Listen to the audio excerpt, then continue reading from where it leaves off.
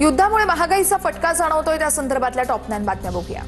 व्यावसायिक गॅस सिलेंडरच्या दरामध्ये वाढ, दर 195.5 रुपयांनी वाढले।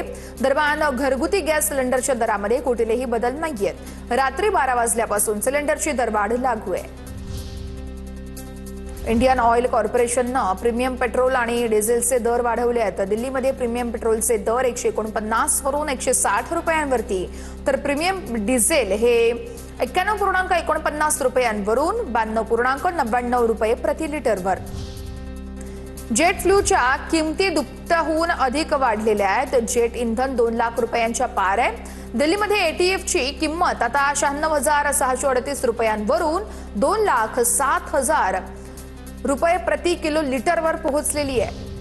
नागपूरमध्ये ऑटो एलपीजी गॅस दरात 15 रुपयांची वाढ। सध्या नागपूरमध्ये ऑटो एलपीजी दर 135 रुपयांवरती। शहरातील 80% एलपीजी पंप बंद आहेत। लातूरमध्ये ऑटो रिक्षाच्या भाड्यात वाढ, गॅस तुटवड्याचा ऑटो चालकांना फटका बसल्यानंतर दरवाढीचा निर्णय।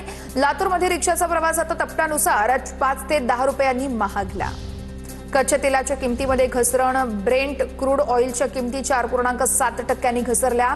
ब्रेंट क्रूड ऑइल 99 ते 104 रुपये डॉलर प्रति बॅरलच्या आसपास पोहोचलंय। इराण इस्रायल युद्धामुळे कच्च्या तेलाच्या किमती वाढल्या होत्या।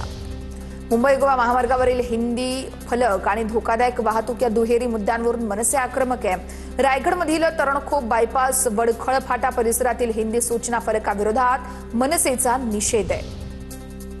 आखाती प्रदेशामध्ये सुरू असलेल्या युद्धामुळे निर्माण झालेल्या परिस्थितीचा अंबरनाथमधील स्थानिक उद्योगांना फटका।